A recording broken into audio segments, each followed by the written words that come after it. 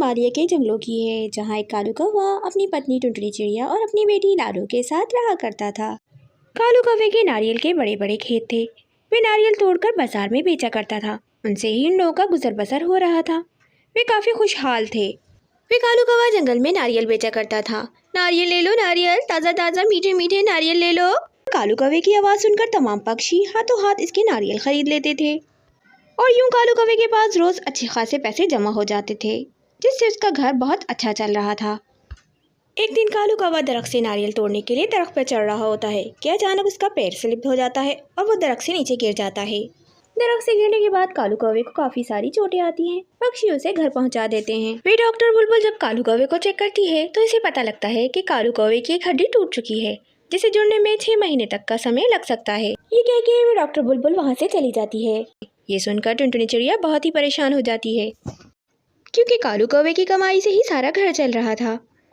अब वे 6 महीने तक कोई काम नहीं कर सकेगा तो घर का गुजारा कैसे होगा। लेकिन वे टुनटुनी चिड़िया कालू कौवे से कुछ नहीं कहती है, क्योंकि वे कालू कौवे को परेशान नहीं करना चाहती थी। एक दिन टुनटुनी चिड़िया की बेटी अचानक स्कूल से जल्दी वापस आ जाती है। वे टुनटुनी चिड़िया अपनी बेटी से स्कूल से जल्दी आने का कारण पूछती है। वे लाडो चिड़िया अपनी माँ टुनटुनी चिड़िया को बताती है कि स्कूल की फीस जमा न होने के कारण स्कूल के टीचर ने उसका नाम स्कूल से काट दिया है। लाडो के मुंह से ये सारी बातें सुनकर टुनटुनी चिड़िया बहुत परेशान हो जाती है। एक दिन टुनटुनी चिड़िया की दोस्त रानू चिड़िया टुनटुनी चिड़िया से मिलने के लिए उसके घर पर आती है। वे टुनटुनी चिड़िया अपनी दोस्त रानू चिड़िया से कहती है, रानू, मेरे पति 2 महीने से बीमार हैं और घर का तमाम राशन भी अब खत्म हो गया है।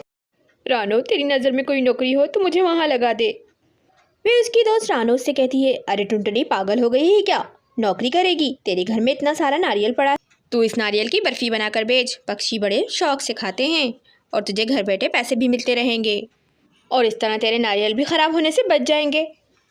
वे टुनटुनी चिड़िया अपनी दोस्त रानू से कहती है, हाँ रानू, ये तो बहुत ही अच्छा आइडिया है। घर बैठ के मैं अच्छे खासे पैसे कमा सकती हूँ। मेरे जहन में तो ये आइडिया आया ही नहीं था। अगले दिन से टुनटुनी चिड़िया नारियल की बर्फ़ी बनाने में लग जाती है और काफ़ी सारी बर्फ़ी बनाकर तैयार कर लेती है और उसे ले जाकर गाँव के बाजार में बेचने लगती है। बर्फ़ी ले लो बर्फ़ी, नारियल की स्वादिष्ट बर्फ़ी ले लो। टुनटुनी चिड़िया की आवाज़ पे काफ़ी सारे पक्षी उसके पास आते हैं और उसकी मज़ेदार नारियल की बर्फ़ी खाने लगते हैं। और पहले ही दिन टुनटुनी चिड़िया की काफ़ी सारी बर्फ़ी बिक जाती है और उसे काफ़ी सारे पैसे भी मिल जाते हैं। वे पैसे लेकर टुनटुनी चिड़िया अपने घर खुशी खुशी चली जाती है और कुछ ही दिनों बाद कालू कौवा भी बिल्कुल ठीक हो जाता है। अब पूरा परिवार मिलकर हंसी खुशी रहने लगता है। गाइस, वीडियो पसंद आए तो हमारी वीडियो को लाइक और हमारे चैनल को ज़रूर सब्सक्राइब करें।